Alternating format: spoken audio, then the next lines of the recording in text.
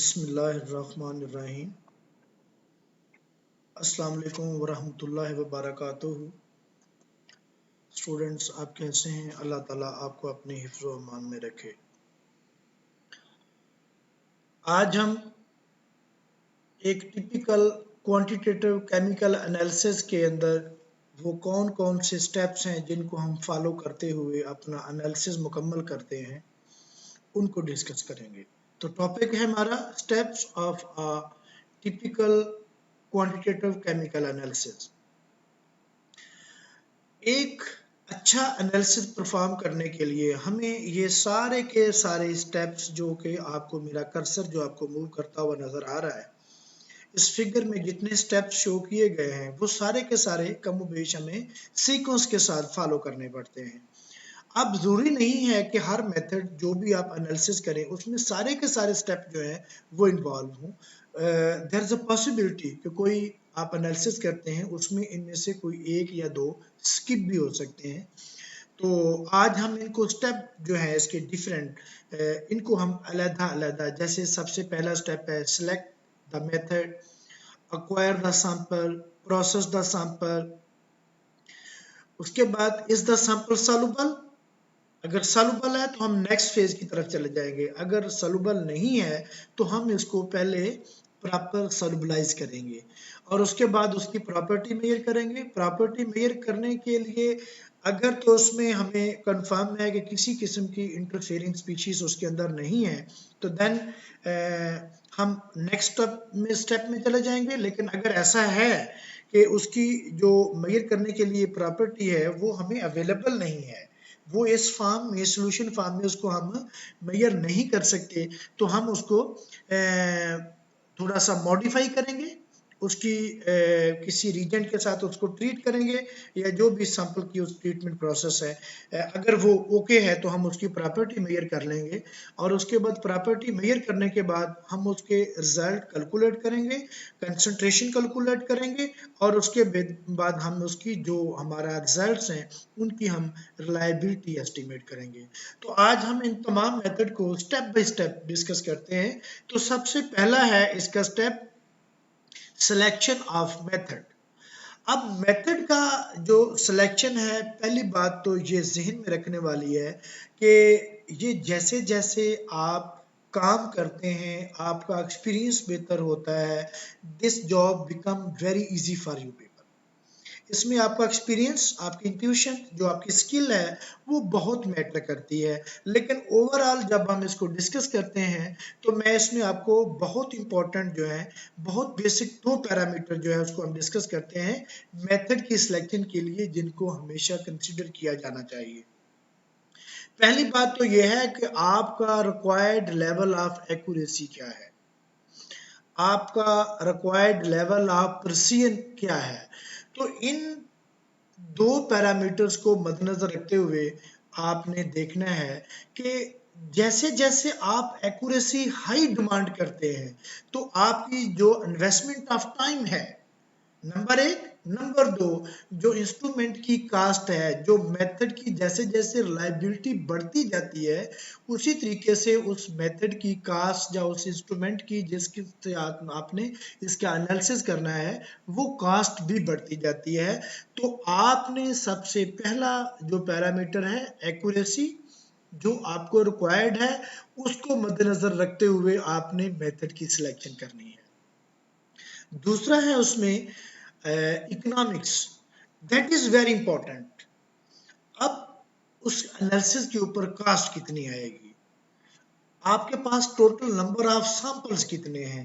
कुछ मेथड ऐसे होते हैं जो कि उनके लिए जो ओवरऑल प्रोसेस है वो कॉस्टली नहीं होता लेकिन लेबोरियस होता है, ज्यादा टाइम आपको चाहिए होता है, ज्यादा आपको सैंपल की मैनिपुलेशन करनी पड़ती है उसके लिए। तो अब एक तो ऑप्शन ये है, दूसरी ऑप्शन ये है कि अगर आपके पास सैंपल की तादाद बहुत ज्यादा है जिनकी आपने एनालिसिस करनी है तो अब उसके लिए आप वो मेथड अप्रोप्रिएट समझेंगे जो कि बेशक कॉस्टली है लेकिन टाइम बहुत कम लगता है। तो जो कास्ट और टाइम को जब हम उनका ओवरऑल एनालिसिस करेंगे, जब हमारे पास नंबर ऑफ सैंपल बहुत ज़्यादा है, तो अगर हम कोई कॉस्टली मेथड भी सिलेक्ट कर लेंगे तो अल्टीमेटली उसकी जो कॉस्ट है वो विद इन रेंज या विद इन लिमिट रहेगी। तो मेथड की सिलेक्शन इज अ की पैरामीटर, और दो बहुत इंपॉर्टेंट इंडिकेटर्स हैं, पैरामीटर्स हैं, जिनको मद्देनजर रखना बहुत ज़रूरी है। एक है the level of accuracy required, और दूसरा है उसके ऊपर जो इकोनॉमिक फैक्टर है, उसके ऊपर कास्ट कितनी आएगी।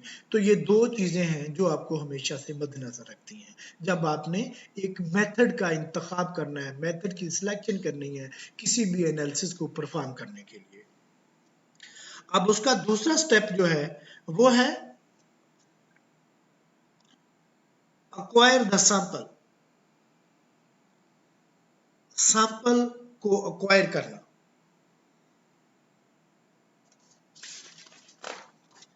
अब सैंपल को अक्वायर करना, ये बेसिकली आप ये समझें कि ये है प्रोसेस ऑफ सैंपलिंग। आपने सैंपल कैसे कलेक्ट करना है, acquire the sample, how to collect the sample, जिसे आप सैंपलिंग भी कह सकते हैं। अब सैंपलिंग के लिए, इसकी डिटेल में जाने के लिए, इस जो स्टेप की अहमियत को वाज़े करने के लिए हमें सबसे पहले सैंपलिंग की डेफिनेशन देखना होगी, जहां मेरा कर्सर मूव कर रहा है।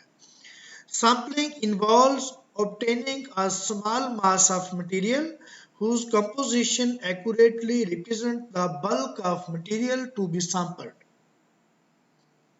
सैंपल स्मॉल होना चाहिए, होमोजीनियस होना चाहिए और रिप्रेजेंटेटिव होना चाहिए। अब इन तमाम पैरामीटर को मद्देनजर रखते हुए हमने अपना सैंपल अक्वायर करना है या सैंपलिंग करनी है।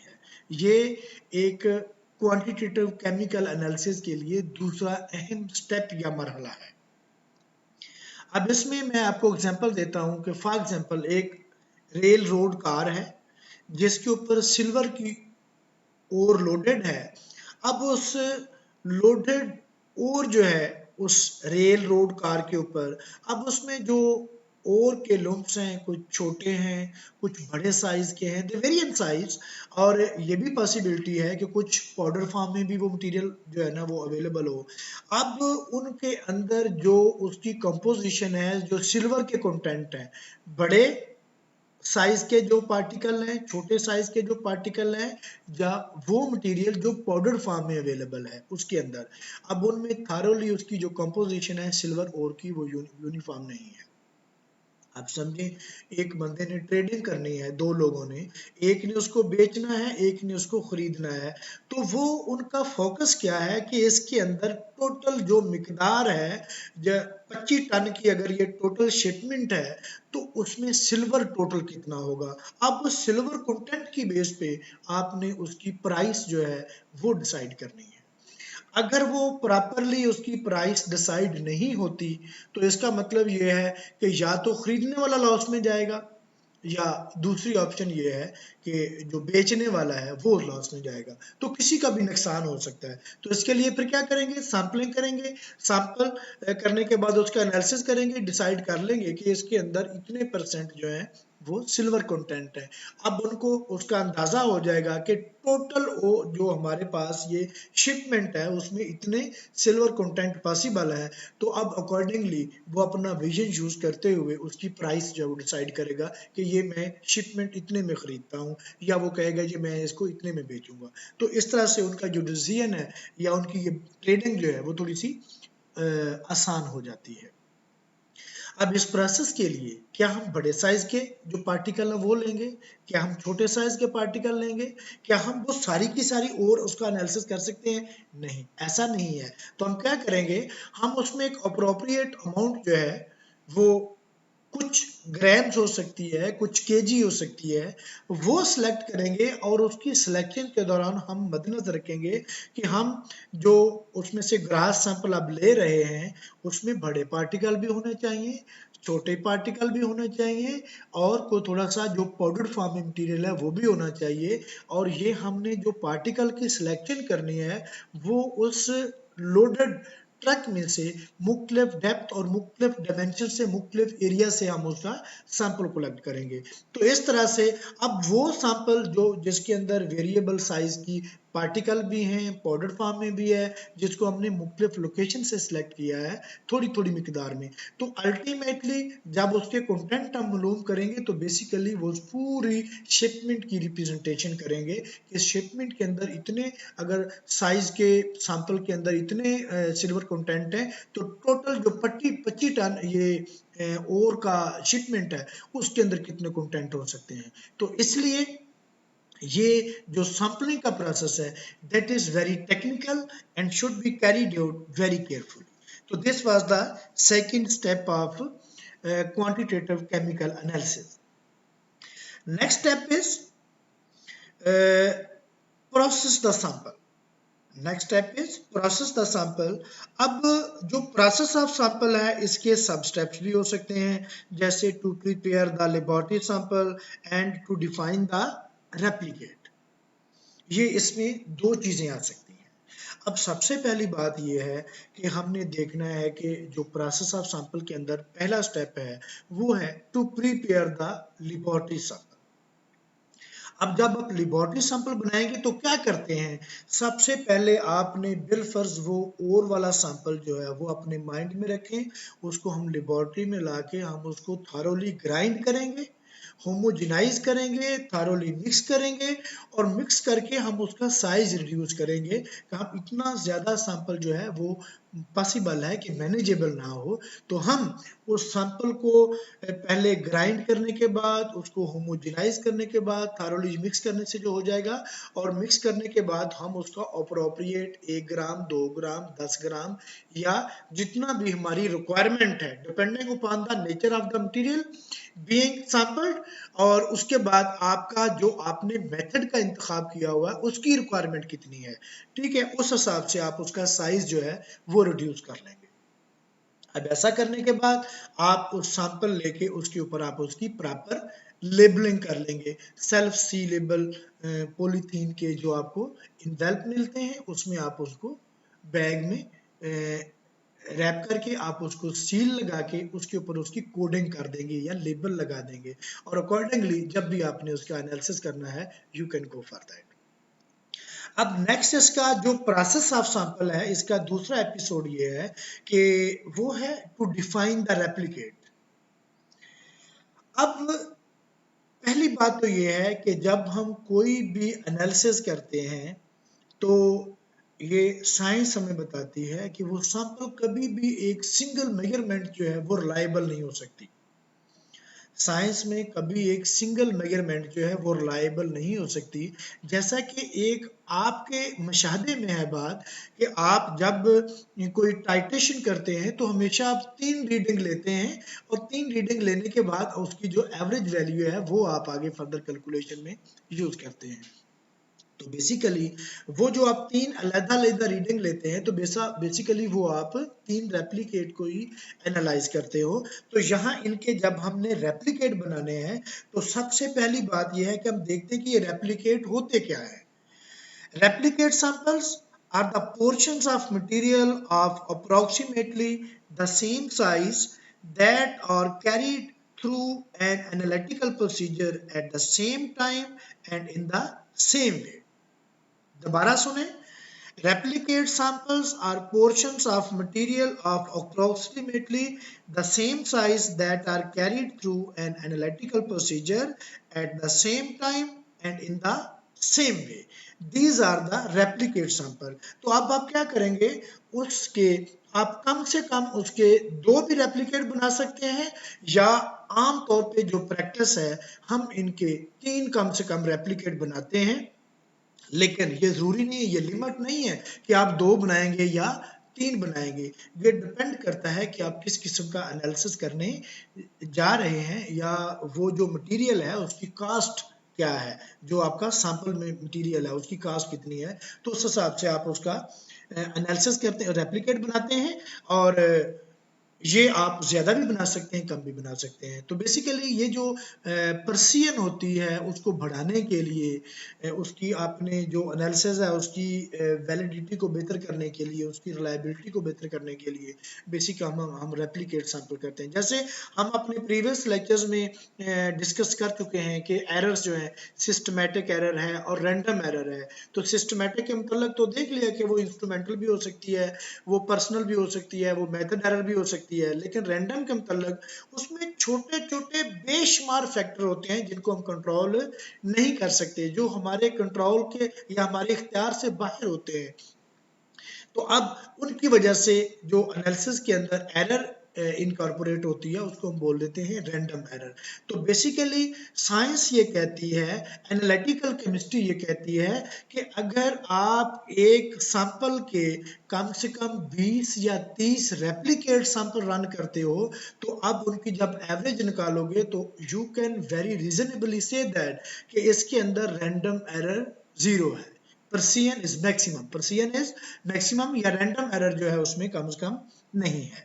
तो इसलिए अब आपको इसकी अहमियत का अंदाजा हो गया कि रेप्लिकेट सैंपल क्या होते हैं और इनकी अहमियत क्या है और इनको हम बनाते कैसे हैं।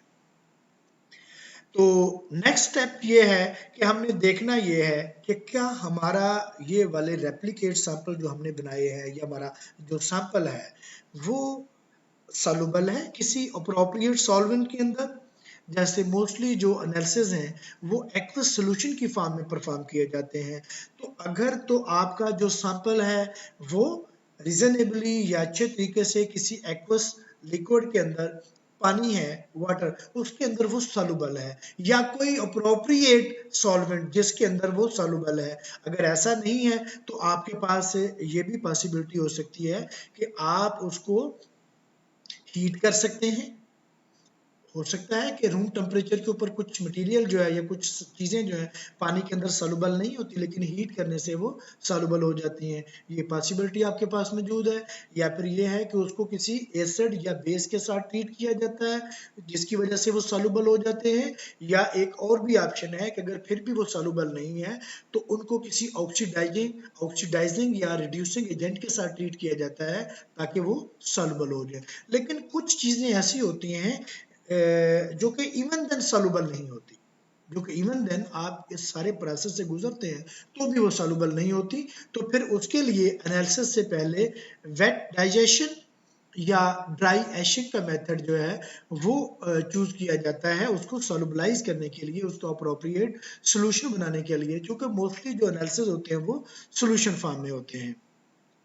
तो उसके लिए ये मेथड इंशाल्लाह वेट डाइजेशन मेथड क्या है या हैशिंग मेथड क्या है, जब हम इसकी एक एग्जांपल इन तमाम स्टेप को इलस्ट्रेट करने के लिए कोड करेंगे तो उसमें हम इसको देखेंगे कि किस तरह से इसकी ड्राई हैशिंग या वेट डाइजेशन करते हैं। तो बहरकैफ आप जो आपका चौथा बहुत अहम इसका प्रोसेस है वो ये है कि आपने इसका सोल्यूशन बनाना है, एक्वस सोल्यूशन बनाना है। अब एक्वस सोल्यूशन बनाने के बाद अगर तो आपका इजीली सोल्यूशन बन जाता है, यहाँ इन स्टेप्स को देखें तो then you go for the next step जो कि है मेजरिंग द प्रॉपर्टी। लेकिन ऐसा अगर नहीं है तो हम फिर क्या करते हैं, कैरी आउट केमिकल डेसोल्यूशन। आप उसको जो मुख्तलिफ ट्रीटमेंट मैंने आपको बताई हैं कि उसको हीट किया जा सकता है, उसको किसी एसिड के साथ ट्रीट किया जा सकता है, उसको किसी बेस के साथ ट्रीट किया जा सकता है, उसको किसी ऑक्सीडाइजिंग एजेंट के साथ या किसी रिड्यूसिंग एजेंट के साथ हम ट्रीट कर सकते हैं ताकि वो अच्छी तरह से सॉल्युबल हो जाए। जब वो सॉल्युबल हो गया तो next we are here on this step measuring the property of your analyte. जो भी आपका उसके अंदर एनालाइट है उसकी आपने प्रॉपर्टी मेजर करनी है। अब प्रॉपर्टी मेजर करने के लिए अब आपने ये देखना है कि क्या इसके अंदर किसी किस्म की क्या कहना चाहिए प्रॉपर्टी जो है वो अवेलेबल है अगर तो प्रॉपर्टी एज इट इज आपके पास वो अवेलेबल है, उसकी वो प्रॉपर्टी आप मेजर कर सकते हैं, वो एनालाइट उस फॉर्म में आपकी वो प्रॉपर्टी शो कर रहा है जिसको आप मेजर कर सकते हैं, तो देन आप नेक्स्ट स्टेप में चले जाते हैं। लेकिन अगर ऐसा नहीं है कि वो आपका एनालाइट अभी इस फॉर्म में सोल्यूशन तो बन गया है लेकिन इस केमिकल फॉर्म में नहीं है जिसमें आप उसकी प्रॉपर्टी मेजर कर सकते हैं, तो आप फिर उसको केमिकल मॉडिफिकेशन करते हो। आप उसी केमिकल नेचर को किसी रीजन के साथ ट्रीट करके चेंज कर देते हो जिससे वो आपका एनालाइट इस फॉर्म में आ जाता है कि आप उसकी प्रॉपर्टी को इजीली किसी भी इंस्ट्रूमेंट के साथ या किसी मेथड को यूज करते हुए आप मेजर कर सकते हैं। तो नेक्स्ट ये है कि एलिमिनेशन ऑफ इंटरफेरेंसेस। अब एलिमिनेट द इंटरफेरेंसेस, इसको आगे डिस्कस करने के लिए हम सबसे पहले, जैसे आप इस जो पूरा स्टेप में इसमें कुछ प्रोसेस हैं जिनकी बकायदा डेफिनेशन यहाँ मैंने मेंशन की हुई है। तो सैंपल मैट्रिक्स के मतलब हम पहले अपने लेक्चर्स के अंदर डिस्कस कर चुके हैं कि वो टिपिकल स्पीशीज जिसका आपने एनालिसिस करना है, जिसको आप इन्वेस्टिगेट करने जा रहे हैं, वो आपका एनालाइट होता है। द सैंपल मैट्रिक्स और the sample matrix is all the component in sample containing an analyte। आपके एनालाइट के साथ जितने भी अदर देन कंपोनेंट उस सैंपल के अंदर मौजूद है वो आपका सैंपल मैट्रिक्स है, वो आपका सैंपल मैट्रिक्स है। लेकिन उसमें से एक टिपिकल स्पीशीज जिसका आपने एनालिसिस करना है, जिसकी आपने प्रॉपर्टी मेजर करनी है, वो आपका एनालाइट है। अब हम डिस्कस करने जा रहे हैं कि टू एलिमिनेट द इंटरफेरेंसेस। तो इंटरफेरेंस होती क्या है? सबसे पहली बात यह है इंटरफेरेंस होती क्या है, तो आइए डिस्कस करते हैं।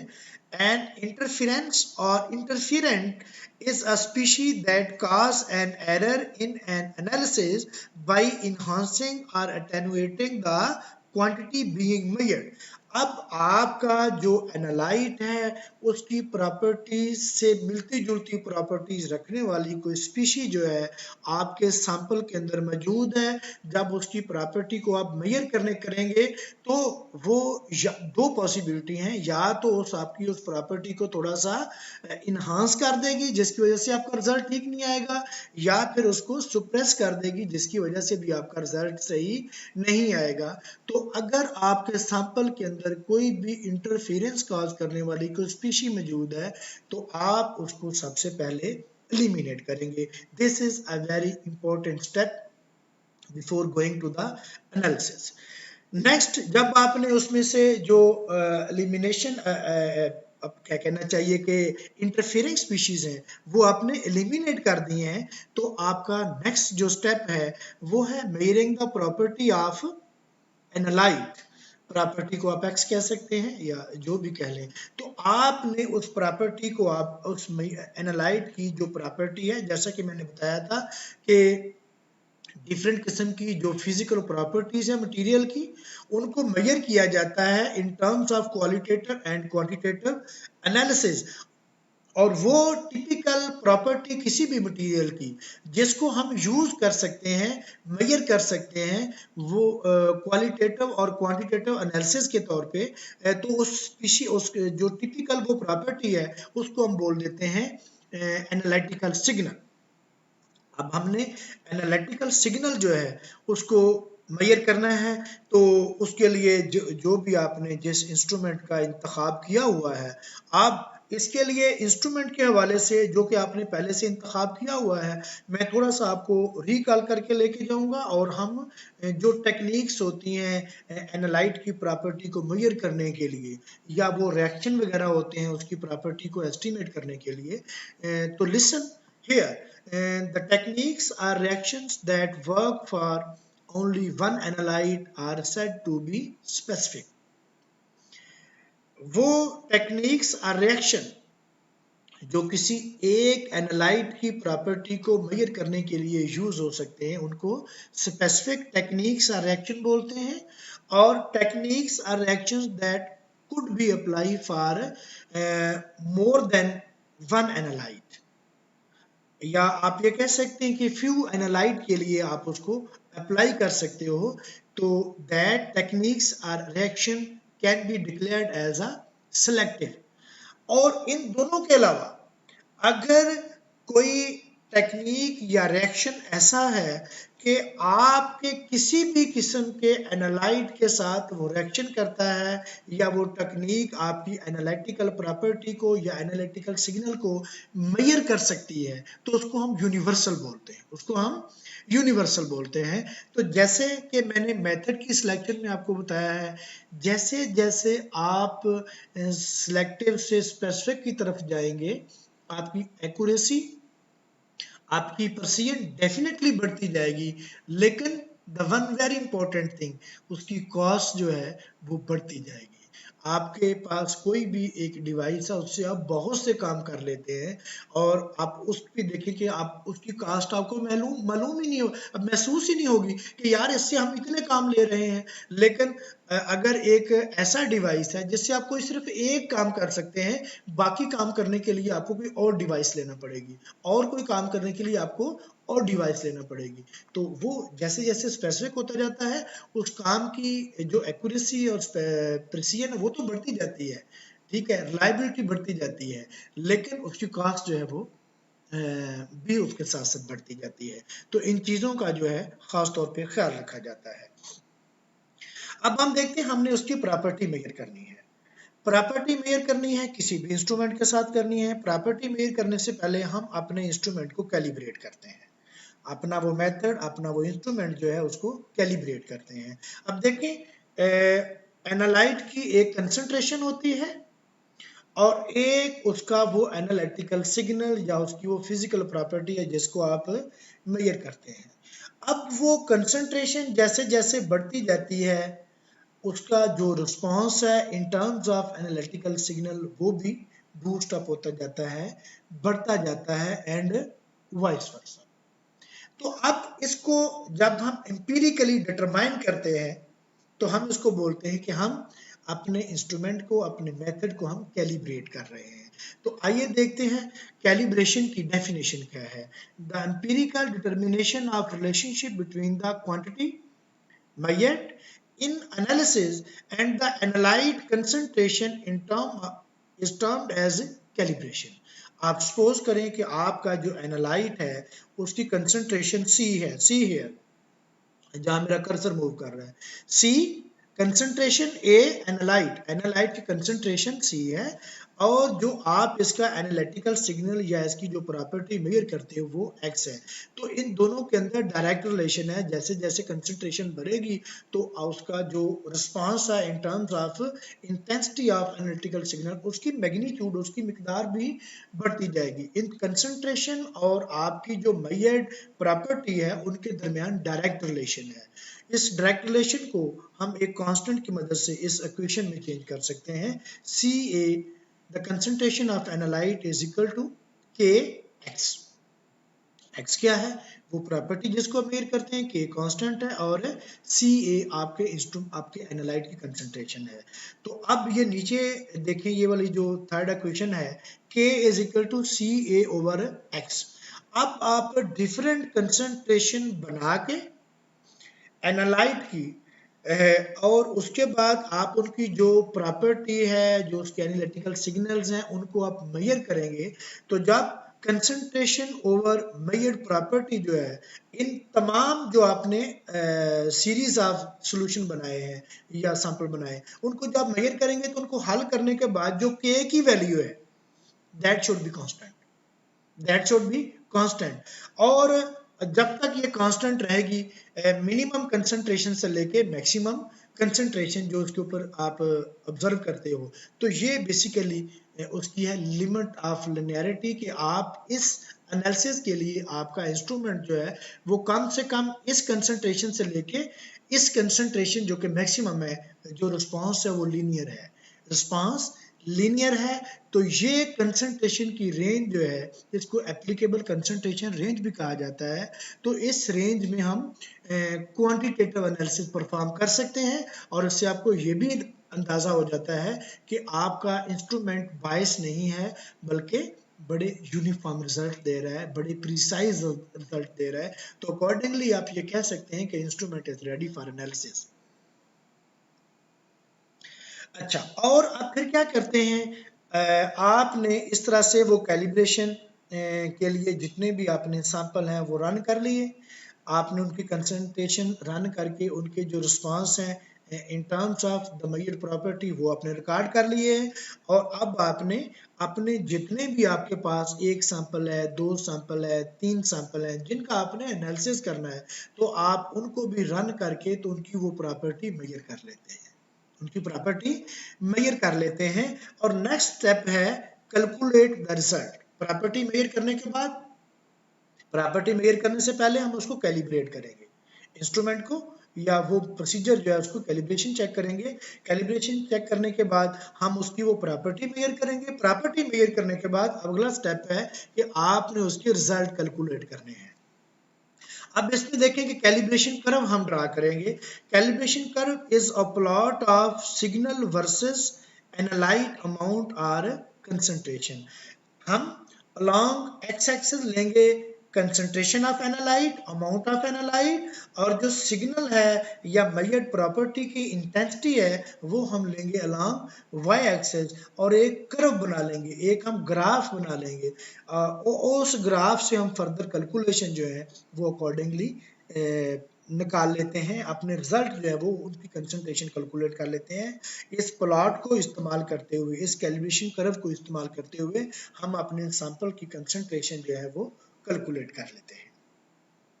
तो नेक्स्ट है, जब आपने उनकी कंसंट्रेशन जो है वो कलेक्ट कर ली है, अब सवाल ये पैदा होता है कि आपने कैलिब्रेशन के लिए जो मटेरियल यूज करना है, जो सैंपल बनाने हैं, सीरीज ऑफ स्टैंडर्ड सॉल्यूशन के जो बनाने हैं, तो बेसिकली वो स्टैंडर्ड क्या होते हैं? Standard material containing a known concentration of a substance and provide a reference to determine unknown concentration or to calibrate analytical instrument.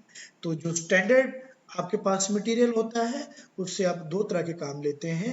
एक तो आप अपने एनालिटिकल इंस्ट्रूमेंट को कैलिब्रेट करने के लिए यूज करते हैं, और दूसरा आपने अननोन जो आपके पास कंसंट्रेशन का सैंपल सॉल्यूशन है उसकी कंसंट्रेशन फाइंड आउट करने के लिए आप सीरीज ऑफ जो आपके पास स्टैंडर्ड सॉल्यूशन है डिफरेंट कंसंट्रेशन के, वो रन करके और उसकी कंसंट्रेशन वर्सेस उनका जो रिस्पांस है, the amount of measured property है, उसके दरमियान में एक प्लॉट ड्रा करते हैं या एक कैलिब्रेशन कर्व ड्रा कर लेते हैं। और कैलिब्रेशन कर्व ड्रा करने के बाद आप उसमें आप अपने सैंपल की जो कंसंट्रेशन है वो फाइंड आउट कर सकते हैं। अब नेक्स्ट है जो इसका लास्ट स्टेप है, estimate the reliability of result. अब इसमें देखें कि अगर दो मिकदारें एक आपकी अवेलेबल है जो कि एक्सेप्टेड मिकदार है किसी भी की चीज़ की, या आप ऑथेंटिक कह सकते हैं, एक वो जो आप मेजर करते हैं, उन दोनों में इवन अगर थोड़ा बहुत डिफरेंस आता भी है तो आप without applying some statistical tool कि वो जो डिफरेंस है वो सिग्निफिकेंट है या नॉन सिग्निफिकेंट है, आप अपने रिजल्ट को आप ऑथेंटिकेट नहीं कर सकते। जब आपने उसको किसी कोर्ट ऑफ लॉ में सबमिट करना है, जैसे फोरेंसिक एनालिसिस में करते हैं, फोरेंसिक रिपोर्ट सबमिट की है even in the court of law, कि जिसकी बेस पे डिसीजन होते हैं, क्राइम इन्वेस्टिगेशन होती है, या इससे हट के भी जो हम रोजमर्रा के एनालिसिस करते हैं, तो उस आपके जो रिजल्ट हैं उनकी रिलायबिलिटी जो है वो एस्टिमेट करना बहुत ज़रूरी है। तो इस रिलायबिलिटी एस्टिमेट करने के लिए आपके पास जो आपके कैलकुलेटेड रिजल्ट होते हैं, आप उनके ऊपर सम स्टैटिस्टिकल टूल अप्लाई करते हैं, टेक्निक अप्लाई करते हैं, प्रोसीजर अप्लाई करते हैं, जो आपको अंदाज़ा देते हैं, जो आपको इसका एस्टिमेट देते हैं कि आपके रिजल्ट कितने रिलायबल हैं। तो इसका जो लास्ट स्टेप है क्वांटिटेटिव केमिकल एनालिसिस का, वो उसकी रिलायबिलिटी को एस्टिमेट करना है। तो आज के लिए इतना ही काफ़ी है। इंशाल्लाह बशर्ते ज़िंदगी, इंशाल्लाह नेक्स्ट हम एक बकायदा एक मेथड, एक एग्जाम्पल लेके हम उसको डिस्कस करेंगे कि किस तरह से हम एक एग्जाम्पल के थ्रू इन तमाम स्टेप को एलेबोरेट